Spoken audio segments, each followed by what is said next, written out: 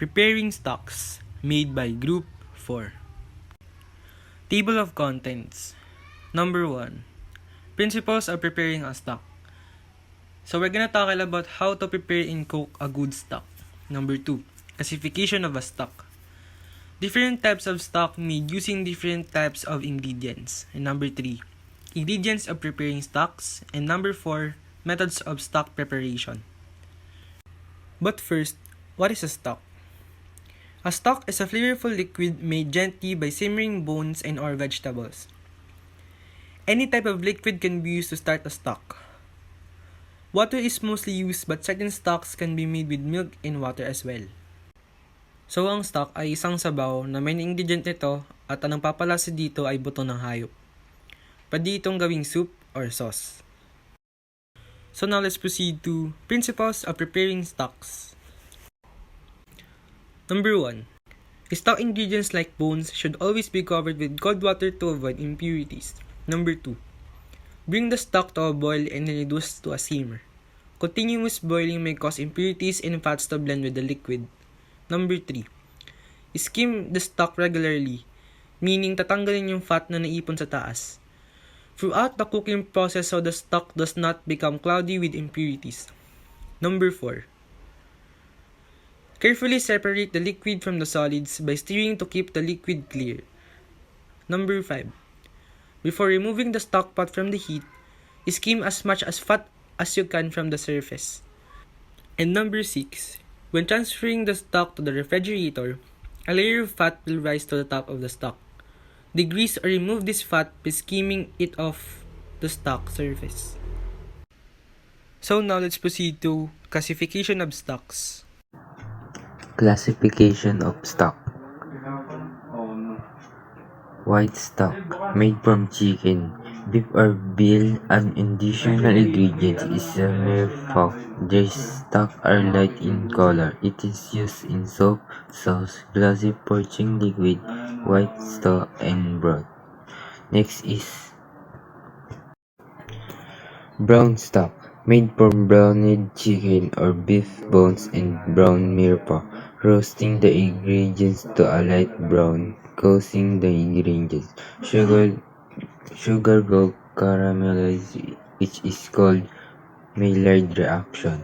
It is used as a soap, sauce, glazing, poaching liquid with white stock, broth, and consommes.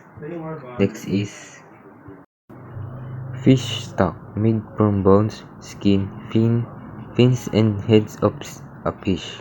It is used as a soap, seafood dishes, glaze, and poaching liquid. Next is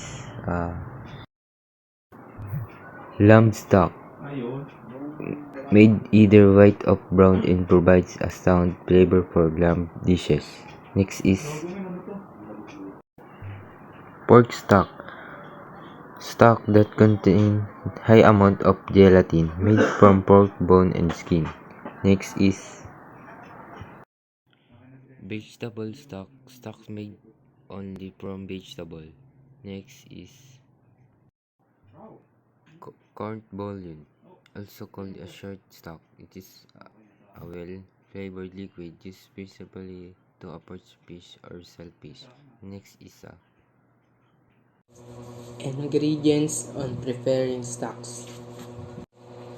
Bones. Different animal bones are used like veal, beef, and chicken bones are the most commonly used. Most of the flavor of stocks comes from their collagen, connective tissues, and cartilage. Gelatin especially from knuckle bones and gives body to stock. Ang buto ay isang main ingredients ng stock kasi ito yung mismo nagpapalasa dito. Meat. Fresh meat can improve the taste of your stock. Minsan, ang ini-stock na buto ay may nakadikit na laman-laman kaya optional na lang maglagay ng buong meat. Mirepoix. Combination of onions, carrots, celery, and sometimes other vegetables. Herbs and spices. Herbs and spices add unique flavors to your stock and contribute to color variety as well. Seasonings and aromatics. A. Salt is very light to use because it aids in extracting flavor. B. Herbs and spices are also used lightly because overuse might dominate the flavor of sticks. C. They are usually put in sachet so it can be removed easily. Bouillon cubes. Ready-made stock and stock cubes consistent of stock ingredients. Acid products. A. They help to extract flavor and dissolve connective tissues and bones. B. Tomatoes contribute great flavor and acid to brown stocks, but do not overuse because it makes the stocks cloudy.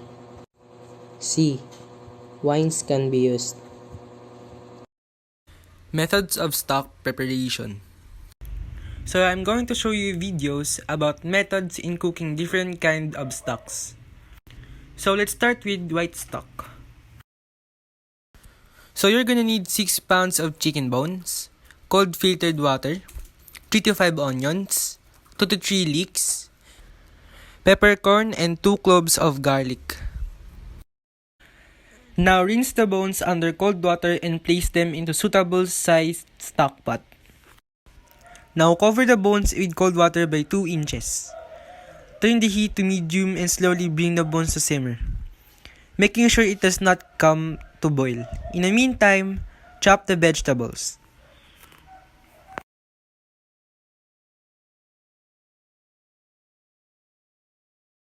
So after the stock has been simmered for 30 minutes, remove the water and add the veggies.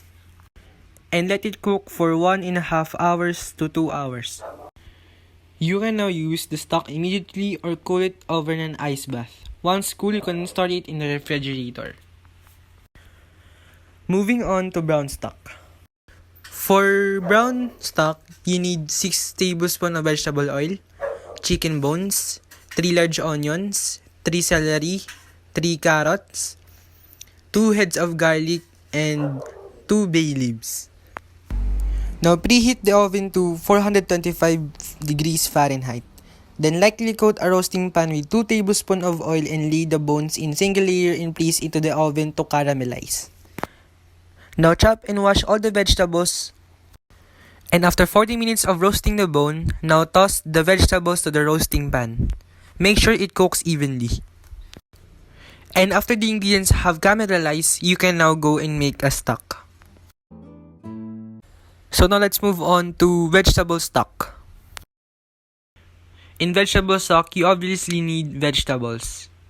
2 cloves of garlic, 1 teaspoon of black peppercorn, bay leaves, and 3 quarts of cold water. Now gather and prepare all the ingredients for this stock.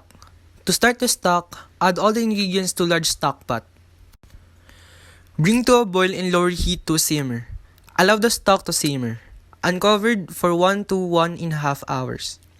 To finish the stock, allow it to cool for 15 to 20 minutes. You can place a fine mesh strainer over a medium bowl. Alternatively, you can use a strainer lined with cheesecloth. So now you have your vegetable stock. You can use it immediately or chill it to a freezer. And lastly, fish stock. So for a fish stock, you need 3 pounds of fish bones and fish heads from a non-oily white flesh fish.